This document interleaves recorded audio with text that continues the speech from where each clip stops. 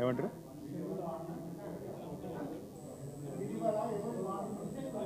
నీ మాటలే చూడలేదు boss. We start wherever you want sir.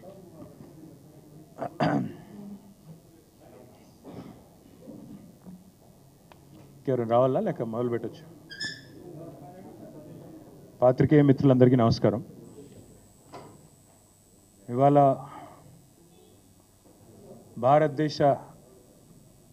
భారతదేశంలోని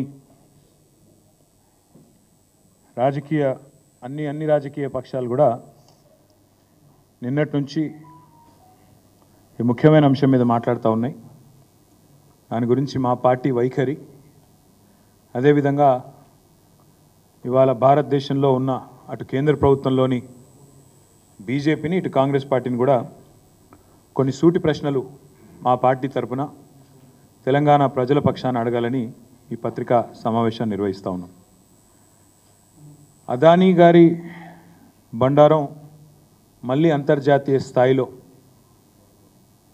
బయటపడింది. అమెరికా నుంచి ఆఫ్రికా వరకు ఇవాళ ఈ అదానీ వ్యవహారం ప్రకంపనలు సృష్టిస్తూ ఉంది.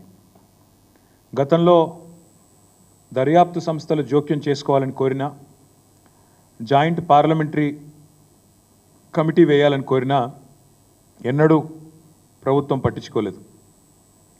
ఈరోజు అమెరికాలోని ఒక కోర్టు మరి స్పష్టంగా ఇక్కడ జరిగింది ఇది, ఇందులో డబ్బులు చేతులు మారాయని చెప్పిన తర్వాత ఇది మొదటిసారి కాదు, రెండవసారి అదానీ వ్యవహారంలో గతంలో హిండెన్బర్గ్ రిపోర్ట్తో ఒకసారి, ఇప్పుడు రెండవసారి ఈ న్యూయార్క్ కోర్టు ఏదైతే తీర్పిచ్చిందో దానివల్ల భారతదేశ ప్రతిష్ట అంతర్జాతీయ స్థాయిలో మసకబారిన మాట వాస్తవం. సరే, దాని వెనకాల ఉన్న పెట్టుబడిదారులు, ఎంతోమంది ఇన్వెస్టర్లు, పబ్లిక్ లిస్టెడ్ కంపెనీలలో పెట్టుబడి పెట్టిన కొంతమంది మదుపరులు అంటే ఇన్వెస్టర్లు, చిన్న వాళ్ళు కూడా నష్టపోయినారు. కాకపోతే ఒకటి మాత్రం వాస్తవం, గత 10 ఏళ్ల పాటు కేసీఆర్ గారి ప్రభుత్వం తెలంగాణలో ఉన్నంతకాలం అదానీ ఎంత ప్రయత్నం చేసినా, ఎన్ని రకాలుగా ఆనాడు మమ్మల్ని కన్విన్స్ చేసే ప్రయత్నం చేసినా, ఆనాడు నేను పరిశ్రమల శాఖ మంత్రిగా కూడా ఉన్నాను, ఏనాడు కూడా మేము ఈరోజు అక్కడ కేంద్రంలో బీజేపీ, ఇక్కడ రాష్ట్రంలో రేవంత్ రెడ్డి గారు ఎర్రతివాచి పరిచే ఏదైతే స్వాగతం పలికారో మేము మాత్రం ఆ పని చేయలేదు. ఎన్నడూ ఆయన నిబంధనలకు మేము ఒప్పుకోలేదు. ఒకటి వాస్తవం, రేవంత్ రెడ్డి ప్రభుత్వం రాగానే మరి బడాబాయ్ ఆదేశం ఇచ్చినట్టున్నారు, చోటాబాయ్ అమలు చేసినట్టున్నారు. వెంటనే 12,400 కోట్ల ఒప్పందాలు కుదిరినాయని చెప్పి చాలా ఘనంగా తెలంగాణ ప్రభుత్వం, కాంగ్రెస్ ప్రభుత్వం జనవరి నెలలో ఈ సంవత్సరంలోనే ప్రకటనలు గుప్పించింది. అందులో 5,000 కోట్ల రూపాయలతో గ్రీన్ ఎనర్జీ కోసం 2 పంప్డ్ స్టోరేజ్ యూనిట్లు, అదేవిధంగా 5,000 కోట్లతో 2 డేటా సెంటర్లు, 1,400 కోట్లతో అంబుజా సిమెంట్స్ ఫ్యాక్టరీ, 1,000 కోట్ల రూపాయలు ఇంకొక ఏరోస్పేస్ రంగంలో అని చెప్పి వారు ఆనాడు 12,400 కోట్ల రూపాయలకు సంబంధించిన ఎంఓయూలు, మెమరాండమ్ ఆఫ్ అండర్స్టాండింగ్స్ చేసుకున్నట్టుగా ముఖ్యమంత్రి గారు చాలా ఘనంగా చెప్పారు. తదనంతరం చూస్తే మీరు ఏం జరిగింది అని చూస్తే ఈ జనవరి మాసం తర్వాత ఈ సంవత్సరంలో తెలంగాణ విద్యుత్ సంస్థలను అదానీ గారికి అప్పజెప్పే ప్రయత్నం కూడా ముఖ్యమంత్రి గారు చేశారు. అందులో భాగంగా చిట్ చాట్ అని పెట్టి, ఆ చిట్ చాట్లో ఓల్డ్ సిటీలో బిల్లుల వసూలు అదానీ గారికి శాంపుల్గా పైలట్గా అప్పజెప్తున్నాము, తదనంతరం ఎట్లా ఉంటుందో చూద్దాం అంటూ డిస్కామ్ల ప్రైవేటీకరణ చేసి అల్టిమేట్గా అదానీ గారికి అప్పజెప్పాలనే కుట్రకు కూడా రేవంత్ రెడ్డి గారు ఆనాడే ఆలోచన కూడా చేసినారు. ఇక మొత్తం అక్కడ రామన్నపేటలో, యాదాద్రి జిల్లా రామన్నపేటలో ఆ మండల ప్రజలు మొత్తం వ్యతిరేకిస్తుంటే, ఇక్కడ వద్దు సిమెంటు పరిశ్రమ కాలుష్యం వస్తుంది, ఇక్కడ నుంచి ఆ కాలుష్యం మొత్తం పోయి మళ్ళీ మూసీలోనే పడుతుంది, ఏ మూసీనైతే మీరు ఉద్ధరిస్తామంటున్నారో ఆ మూసీకి మళ్ళీ ఈ మురికి మీరే అంటించిన వాళ్ళు అవుతారు, వద్దు ఇక్కడ సిమెంటు పరిశ్రమ అని చెప్పి రామన్నపేటలో వేలాది మంది ప్రజలు మా నాయకులు చిరుమర్తి లింగయ్య గారితో సహా స్థానికంగా ఉండే ఇతర పార్టీల నాయకులతో సహా వేలాది మంది ప్రజలు ఆందోళన చేసిన ప్రజాభిప్రాయ సేకరణ విషయంలో మరి దాన్ని కూడా బలవంతంగా కేవలం బడాబాయ్ ఆదేశం చోటాబాయ్ అనుసరించి దాన్ని కూడా అప్పచెప్పే ప్రయత్నం అక్కడ ప్రజాభిప్రాయ సేకరణ కూడా ఒక ప్రహసనంగా ఒక తంతుగా ముగించే ప్రయత్నం చేసినారు.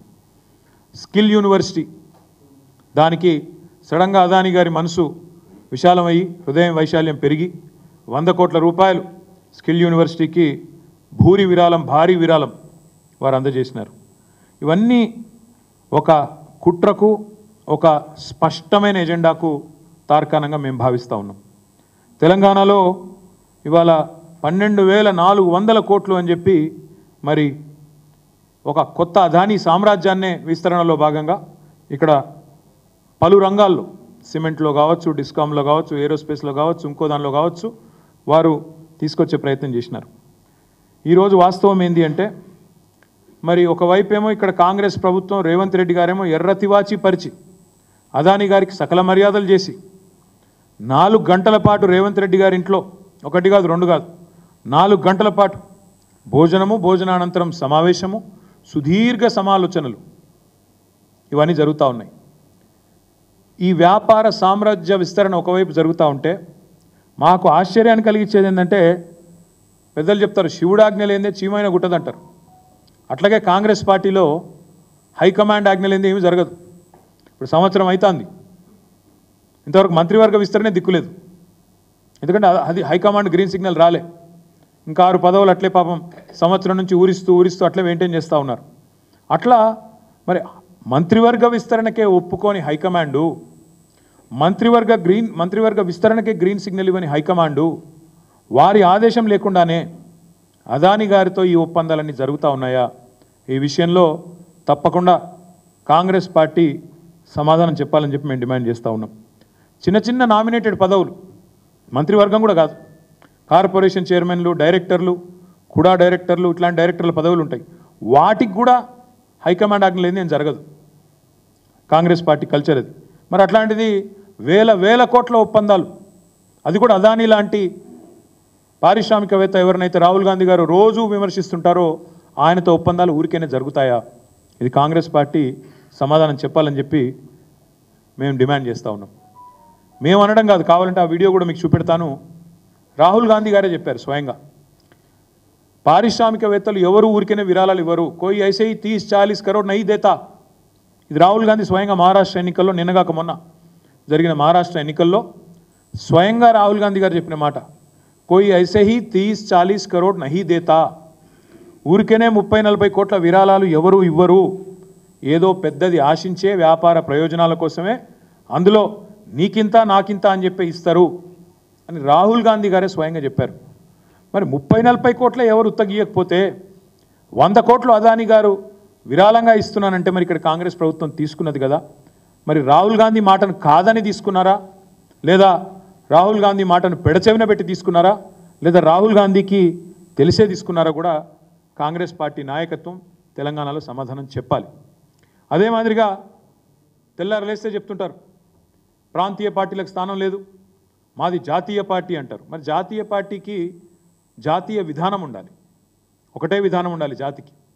అంటే జాతీయ పార్టీ అన్నప్పుడు స్థూలంగా జాతీయ పార్టీ హైకమాండ్లో ఏ నిర్ణయం తీసుకుంటే కింది దాకా కూడా అదే పాటించాలి. కానీ ఢిల్లీలో ఒక నీతి, గల్లీలో ఒక నీతి అన్నట్టు, ఢిల్లీలోనేమో అదానీ మంచోడు కాదు, కానీ గల్లీకి వచ్చేసరికి, తెలంగాణకు వచ్చేసరికి మాత్రం అదానీ మంచివాడు, పునీతుడు, అన్ని రకాలుగా గొప్పవాడు అన్నట్టుగా మరి ఇవాళ మాట్లాడుతూ ఉన్నారు. బీజేపీని డబుల్ ఇంజన్ పార్టీ అని వీళ్ళు విమర్శిస్తూ ఉంటారు. మరి నేను అడుగుతున్నా, వాళ్ళది డబుల్ ఇంజన్ అయితే మీది డబుల్ స్టాండర్డా? గల్లీలో ఒక నీతి, ఢిల్లీలో ఒక నీతి ఉంటుందండి అదానికి సంబంధించి. కొంతమంది మిత్రులకు తెలుసు, ఈ ఆంగ్ల సినిమాల్లో చూపెడతా ఉంటారు good cop bad cop routine అని. అంటే 2 పోలీసు వాళ్ళు వస్తారు ఇంటరాగేషన్కు, వచ్చి ఒక ఆయన కొట్టినట్టు చేస్తాడు, ఇంకో ఆయన కొడతాడు, వాడికి మంచివాడు కాదు, నువ్వు చెప్పు అంటాడు పక్కకి వెళ్ళి. దాన్ని good cop bad cop routine అంటారు. నాకు తెలిసి కాంగ్రెస్ పార్టీ కూడా అట్లే good Adani bad Adani routine పెడుతున్నది. గుడ్ అదానీ ఎప్పుడు? వాళ్ళకు చందాలు ఇచ్చినప్పుడు, వాళ్ళ ప్రభుత్వంతో దందా చేసినప్పుడు, వాళ్ళ పార్టీకి సంబంధించి వ్యాపారం ముడుపులప్పచెప్పినప్పుడు గుడ్ అదానీ. బ్యాడ్ అదానీ ఎప్పుడు? ఇతర పార్టీలతో అక్కడుండే ప్రభుత్వాలతో సంబంధాలు పెట్టుకుంటే బ్యాడ్ అదాని. అందుకే నేను ఇవాళ రాహుల్ గాంధీ గారిని సూటిగా అడుగుతా ఉన్నా.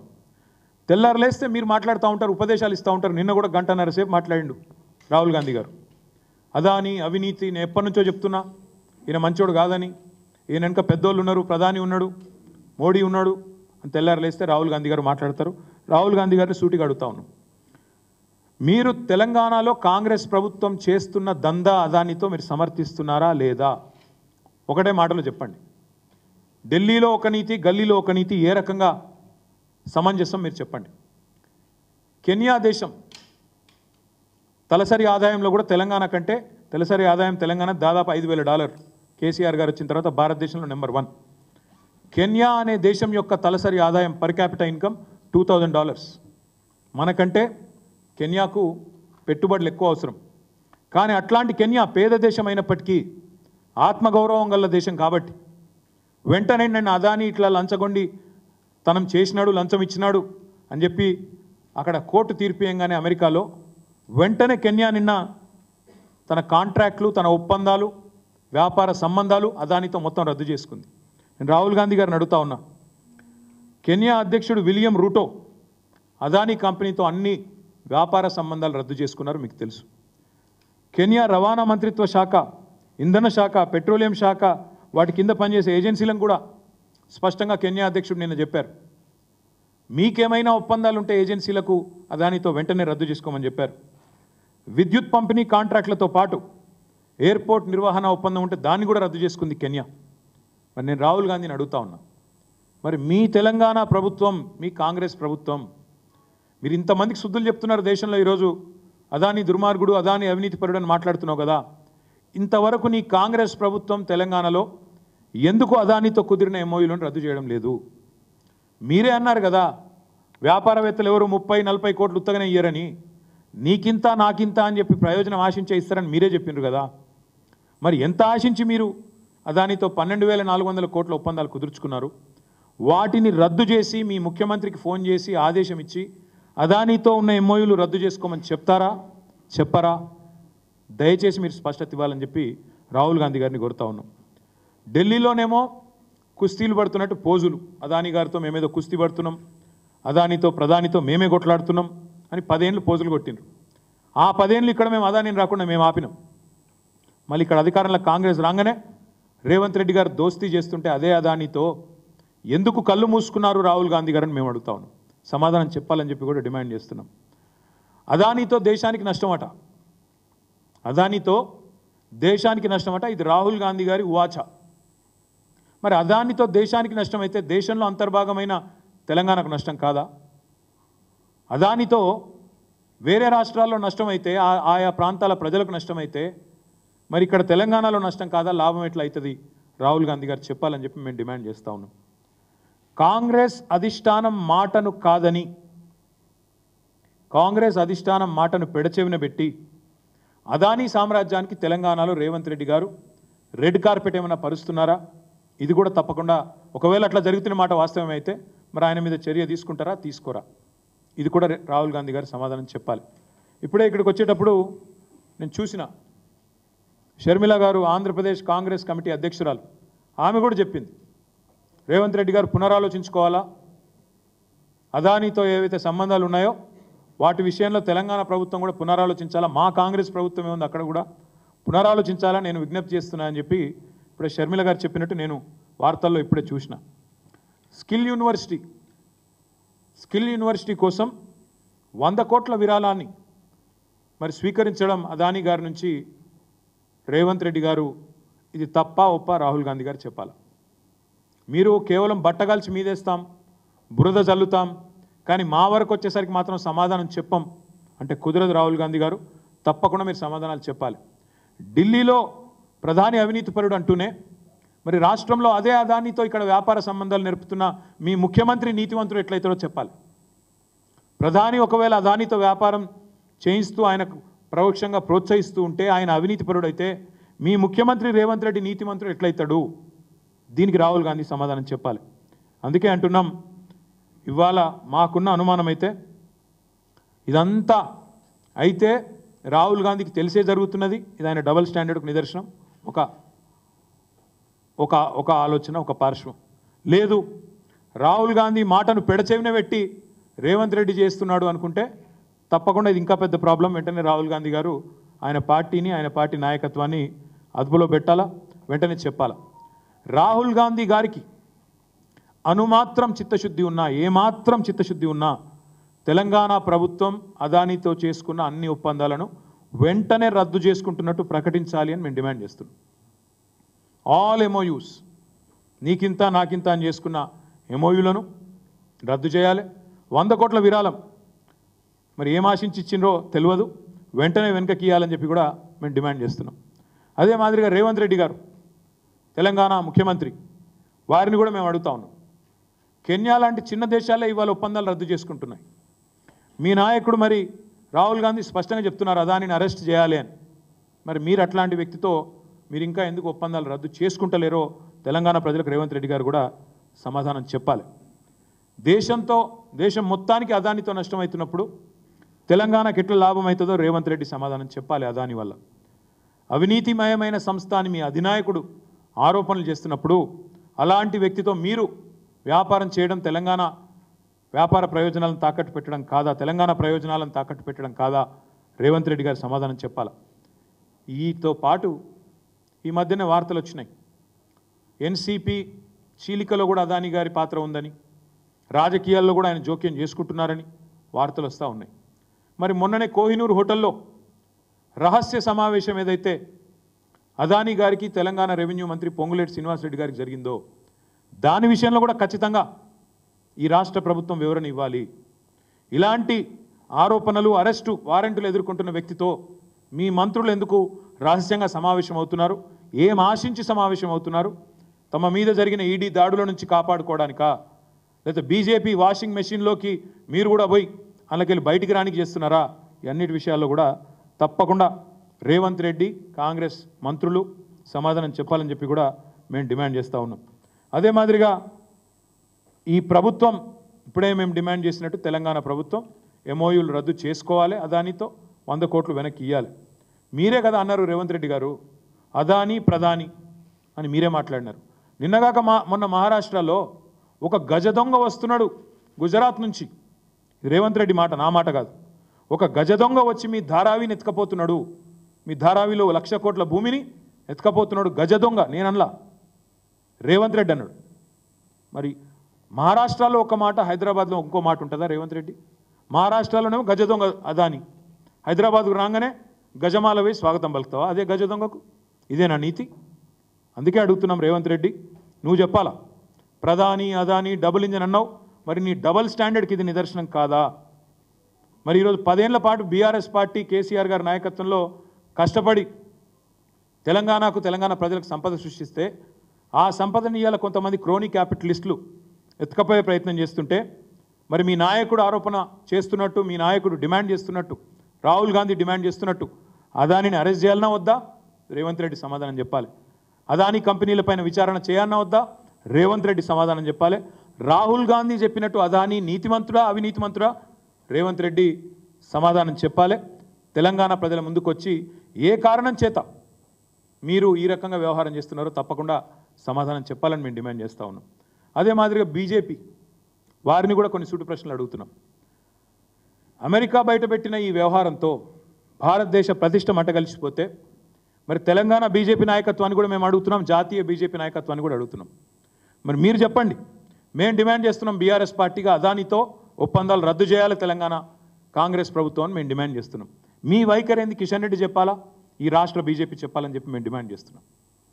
కేంద్ర స్థాయిలో మీ వైఖరి ఏంది, రాష్ట్రంలో మీ వైఖరి ఏంది? ఎందుకంటే రాహుల్తోనేమో జాతీయ స్థాయిలో మీ నేతలు డి అంటే డి అంటున్నారు, అదాని గారిని వెనకేసుకొచ్చుకొని మాట్లాడుతున్నారు. ఇక్కడ రాష్ట్రంలో మాత్రం మీరు రేవంత్తో దోస్త్ మేరా దోస్త్ అని మంచిగా కలుసుకొని యుగల గీతాలు పాడుతున్నారు, డ్యూయట్లు పాడుతున్నారు. అందుకే అడుగుతున్నాం, రేవంత్ రెడ్డి ఈ రాష్ట్రంలో చేస్తున్నది మీకు సమ్మతమేనా? అదాని విషయంలో ఈ విషయంలో మీ వైఖరి చెప్పాలని చెప్పి మేము అడుగుతా ఉన్నాం. ఇంకొక మాట కూడా చివరిగా బీజేపీ పార్టీని మేము అడుగుతా ఉన్నాం. అదాని విషయంలో ఇవాళ చాలా స్పష్టంగా భారతదేశం మొత్తం చూస్తూ ఉంది. జాతీయ పార్టీలు రెండు కూడా ఒకటే వైఖరితో ఉన్నట్టుగా కనబడతా ఉంది. దాదాపుగా పైకి ఏం చెప్పినా లోపల మాత్రం ఒకటే అన్నట్టుగా కనబడతా ఉంది. మేము ఇక్కడ రామన్నపేటలో అదానీ గారి సిమెంట్ పరిశ్రమ వస్తున్నదని చెప్పి మరి ప్రజాభిప్రాయ సేకరణ పెడితే అన్ని పార్టీలు, కమ్యూనిస్ట్ పార్టీలు, బీఆర్ఎస్ పార్టీ, ప్రజా సంఘాలు, ప్రజలు, స్థానికంగా ఉండే విద్యార్థులు అందరూ ఉద్యమించినారు. తప్పకుండా ఇది రావద్దని కోరినారు. కాలుష్యం మూసీలోకి వస్తుందని చెప్పి ఆ ప్రాంత రైతులు కూడా వ్యతిరేకిస్తూ ఉన్నారు. కానీ ఇప్పటివరకు రెండే పార్టీలు మాట్లాడలేదు, నోరు విప్పట్లేదు. ఒకటి కాంగ్రెస్, రెండోది బీజేపీ. అందుకే మేము అనేది తెలంగాణ ప్రయోజనాల విషయంలో ఎన్నటికైనా రాజీ లేకుండా పొట్లాడేది, రాజీ లేకుండా మాట్లాడేది, రాజీ లేకుండా పోరాటం చేసేది, ఎక్కడికైనా పోయేది ఒక్క టీఆర్ఎస్ మాత్రమే, ఒక్క బీఆర్ఎస్ మాత్రమే, ఒక కేసీఆర్ మాత్రమే, కేసీఆర్ సైన్యం మాత్రమే. అందుకే తెలంగాణ ప్రజలకు కూడా విజ్ఞప్తి చేస్తూ ఉన్నాం, మీరు కూడా ఆలోచించండి. ఈ అదానీ వ్యవహారంతో వీళ్ళిద్దరి మధ్యన ఉన్న బంధం మరొక్కసారి బయటపడ్డది. ఇవాళ నేను లేవనెత్తిన ప్రశ్నలకు రాహుల్ గాంధీ గారు, రేవంత్ రెడ్డి గారు, కిషన్ రెడ్డి గారు, జాతీయ స్థాయిలో బీజేపీ జాతీయ నాయకత్వం, మోదీ గారు, అమిత్ షా గారు కూడా తప్పకుండా సమాధానాలు చెప్పాలని దేశం మొత్తం ఎదురు చూస్తూ ఉంది. ఏం మాట్లాడతారు అని వారు చెప్తారని కూడా ఆశిస్తున్నాం. తప్పకుండా చెప్పాలని చెప్పి కూడా డిమాండ్ చేస్తూ ఈ వ్యవహారంలో తప్పకుండా మరి మీడియా తన పాత్ర తను పోషిస్తూ ఉంది. మీకు అభినందనలు. తప్పకుండా మిమ్మల్ని కూడా నేను కోరుతా ఉన్నాను, ఈ వ్యవహారాన్ని ఇప్పుడు మేము లేవనెత్తిన ప్రశ్నలని ముఖ్యమంత్రి గారిని, రాహుల్ గాంధీని దయచేసి అడగండి, ప్రశ్నలు అడగండి, వారి వైఖరి చెప్పమనండి. తెలంగాణలో తప్పు, తెలంగాణలో ఒప్పు, బయట తప్పెట్లయితుంది, తప్పకుండా అడగాలని చెప్పి కూడా కోరుతూ మీ అందరికీ కూడా ధన్యవాదాలు. నమస్కారం.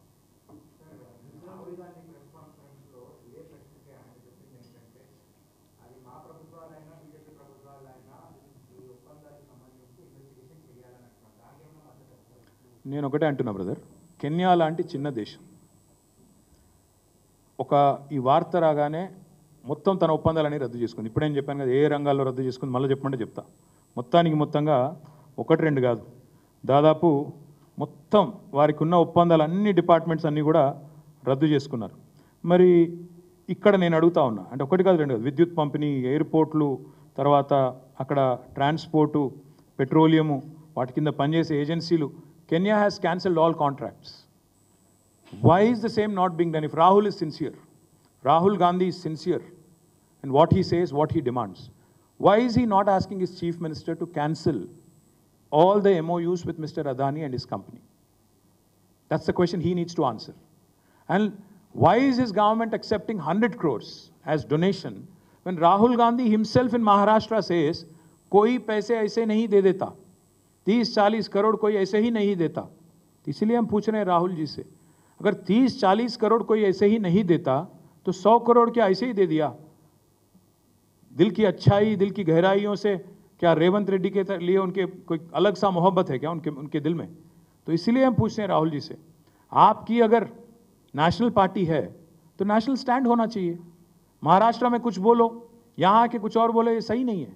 और दूसरी बात, यहाँ के जो चीफ मिनिस्टर है रेवंत रेड्डी, महाराष्ट्र जाते हैं इलेक्शन के दरमियान, इलेक्शन के दौरान वहाँ जाते हैं, वहाँ कहते हैं कि एक बहुत बड़ा चोर गुजरात से आके आपका 1 लाख करोड़ वाला ज़मीन धारावी का चोरी करने की, हड़पने की कोशिश कर रहा है. अगर आपको अदानी अगर बहुत बड़ा चोर लगता है महाराष्ट्र में, क्या बॉर्डर पार करते ही तेलंगाना में आते ही बहुत अच्छा कैसे लगने लगा? ये हमें नहीं समझ आता. तो इसीलिए हम जवाब मांग रहे हैं. इसलिए हम दोनों से, राहुल जी से, रेवंत रेड्डी जी से, क्योंकि उनकी सरकार है यहाँ पे, उनसे जवाब मांग रहे हैं. साथ ही साथ हम बीजेपी से भी पूछ रहे हैं कि आपकी क्या रवैया है तेलंगाना में अदानी की इन्वेस्टमेंट को लेकर, आपकी क्या स्टैंड है, ये भी मांग रहे हैं.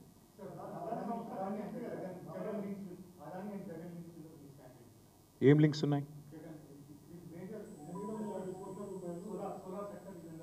See, if there is like yesterday, Mr. Adani it was announced and it was announced by the court that Adani garu ముడుపులు ఇచ్చారు అని నిన్న చెప్పారు.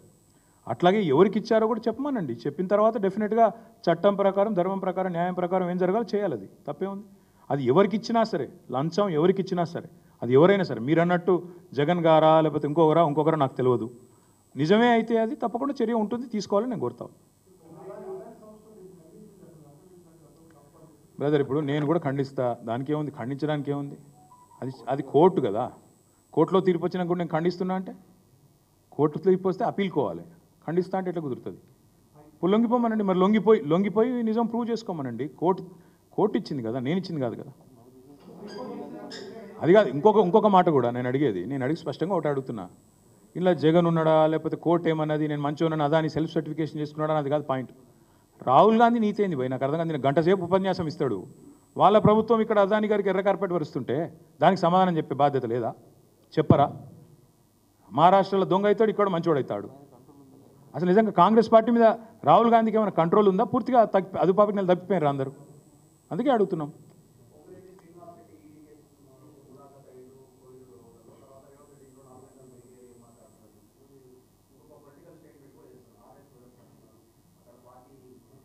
ఇదే నువ్వేనా కాదంటున్నావా? ఏంది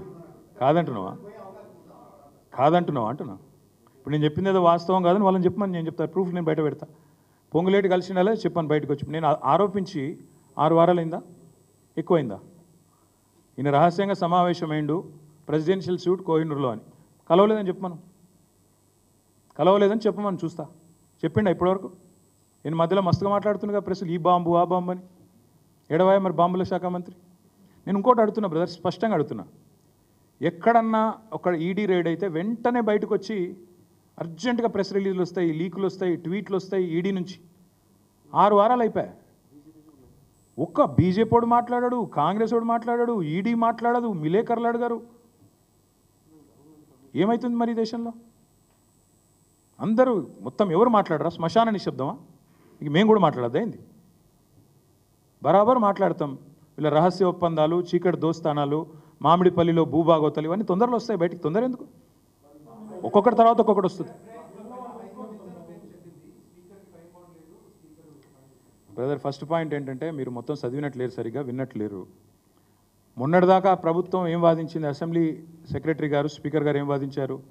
కోర్టుకు అధికారం లేదు అన్నారు. స్పీకర్ను ఆదేశించే అధికారం కోర్టుకు లేదన్నారు. వాళ్ళ కోర్టు ఏం చెప్పింది? ఖచ్చితంగా స్పీకర్ గారు నిర్ణయం తీసుకోవాలా అని చెప్పింది. రీజనబుల్ పీరియడ్లో తీసుకోమని చెప్పింది. Reasonable period is also defined.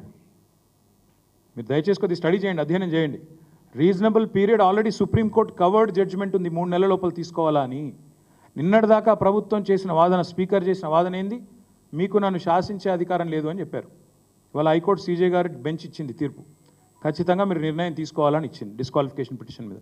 రెండవది రీజనబుల్ పీరియడ్లో తీసుకోమన్నారు. రీజనబుల్ పీరియడ్ అంటే సుప్రీంకోర్టులో కవర్డ్ జడ్జిమెంట్ ఉంది. మణిపూరా మేఘాలయనా? మణిపూర్ మేఘాచంద్ర ఆయన పేరు ఉంది కదా, ఆయన మేఘం కేశాచంద్ర. ఆ కేసులో 3 నెలల లోపల ఖచ్చితంగా స్పీకర్ గారు నిర్ణయం తీసుకోవాలని కవర్డ్ జడ్జిమెంట్ ఉంది. కాబట్టి ఒకవేళ స్పీకర్ గారు నేను నిర్ణయం తీసుకోకుండా కాలయాపన చేస్తాను ఇంకా కూడా అనుకుంటే తప్పకుండా మళ్ళీ కోర్టుకు పోతాం. కాబట్టి ఒకవేళ స్పీకర్ గారు నేను నిర్ణయం తీసుకోకుండా కాలయాపన చేస్తాను ఇంకా కూడా అనుకుంటే తప్పకుండా మళ్ళీ కోర్టుకు పోతాం. ఆయన ఏదో పిచ్చివాగుడు వాగుతుంటాడు. ముందు నా ప్రశ్నలకు సమాధానం చెప్పమని. ఆయన వాగుడుకు ఇప్పుడు ఏనుగులు పోతుంటే చాలామంది మరుగుతుంటారు, మేము పట్టించుకోం. మేము ఖచ్చితంగా స్పష్టంగా సబ్జెక్ట్ మీద మాట్లాడుతున్నాం. ఆయనకు చేత అయితే సబ్జెక్ట్ మీద మాట్లాడమను, అదాని మీద మాట్లాడమను. నేను లేవనెత్తిన ప్రశ్నలకు సమాధానం చెప్పమను. ఆయన వాగిన ప్రతిసారి పిచ్చివాగుడు మీరు లైవ్లో చూపెట్టుడు. ఏళ్ళపు ఆయన మాట్లాడుతుంటే పిల్లల్ని ఎలగొడుతురు, టీవీలో ముంగటికెళ్ళి చెవులు మూస్తుర్రు. ఇదేం లేరా నాయన అని. 7వ అట్లా కాదు, 7వ అదే సొల్లు పురాణం. అవే బాలల దినోత్సవం కోతే అదే ఒర్రుడు, అవార్డులకు పోతే అదే ఒర్రుడు, ఉద్యోగ నియామకాలకు పోతే అదే ఒర్రుడు, గుడికాడికి పోతే అదే ఒర్రుడు, ఆఖరికి బర్త్డే రోజు కూడా అదే ఒర్రుడా. ఇంత మొరుగుడు మంచిది కాదు ఆయనకు కూడా. Thank you. రేవంత్ రెడ్డికి దమ్ముంటే ఈ మాట లగచర్లకు వచ్చి చెప్పాను. రేవంత్ రెడ్డికి దమ్ముంటే కొడంగల్ ఆయన కాన్స్టిట్యున్సీ కదా, నాది కాదు కదా, రమ్మని చెప్పు. లగచర్లకు పోయి రమ్మని చెప్పు. ఇక అంతెందుకు కానీ ఫస్ట్ దీని మీద సమానం చెప్పమని రాదు. ఇక లగచర్ల ఇంకెందుకు? ఇక శ్రీకాంత్ భాయ్ మళ్ళీ మాట్లాడదాం, ఎందుకంటే అన్ని ఒక్కరోజు అయిపోతే ఎట్లా. ఒక నిమిషం. అవును, ఫోటోలు దిగినాం. అయితే ఏంది? కాదు బ్రదర్, ఫోటోలు దిగినాం. ఎస్, బరాబర్ దిగినాం. ఆయన వచ్చి మమ్మల్ని అడిగిండు, కేసీఆర్ గారికి కూడా వచ్చి అడిగిండు. కానీ మీరు అదే తర్వాత తెల్లారి వార్త చూడండి ఏమొచ్చిందో. KCR says no to Adani's proposal. మాకు ఆయనకు తేడా అయిందంటే ఆయన మాకు వచ్చి మస్కా కొట్టే ప్రయత్నం చేసి మేము పడిపోలే. ఈయనేమో పోయి ఆయనను మొత్తానికి ఈయననే పోయి అల్మించుకొని వాళ్ళ నాయకుడు పైన తిరుగుతాడు, ఈయన పోయి అల్మించుకుంటాడు. మాకు ద్వంద్వ ప్రమాణాలు లేవు. మేము స్పష్టంగా ఉన్నాం మొదటి నుంచి. ఈయన మంచోడు కాదనుకుంటే మంచోడు కాదన్నట్టే ఉన్నాం. వస్తే మర్యాదకు నమస్తే పెట్టినాం, హలో అన్నాం, ఛాయ్ తాగిపించినాం, ఎలగొట్టినాం. బిర్యానీ తింటే బయట తినడం నాకు తెలియదు. కానీ ఈయనట్లా కాదు కదా, వాళ్ళ నాయకుడు తిడతాడు, ఈయన అలాగే చేసుకుంటాడు. గది తేడా మాకు వాళ్ళకు. ద్వంద్వ ప్రమాణాలు లేవు మాకు. మేము 10 ఏళ్ల పాటు ఆయనని ఇక్కడ రాకుండా రాష్ట్రంలో అడ్డుకున్నాం. మేము ఇక్కడ డిస్కామ్లు అప్పచెప్పలే, బలవంతంగా ప్రజల మీద బలవంతపు ప్రజాభిప్రాయ సేకరణ రుద్దలేదు, మేమిక్కడ అనవసరంగా ఆయనకు లేనిపోని ఎర్రతివాచీలు పరిచి ఇక్కడ ఆయనతో మేము 100 కోట్ల రూపాయలు దండుకోలేదు. ఇది మాకు వాళ్ళకున్న తేడా. ఇది కాదంటారా కాంగ్రెస్ పార్టీని చెప్పమనండి. ఎవరికి మా మీద అప్పుడు ఏదో తీసుకొచ్చిండు, మేము వద్దన ఒడిచిపోయింది, అప్పటికత అప్పటిది. ఇప్పుడు ఎందుకు దాని గురించి బెస్ట్. ఇప్పుడు అవి ఎందుకు లేబయ్యా, రేపు వచ్చినాక మాట్లాడుకున్నాం, ఫస్ట్ ఇది మాట్లాడుకున్నాం.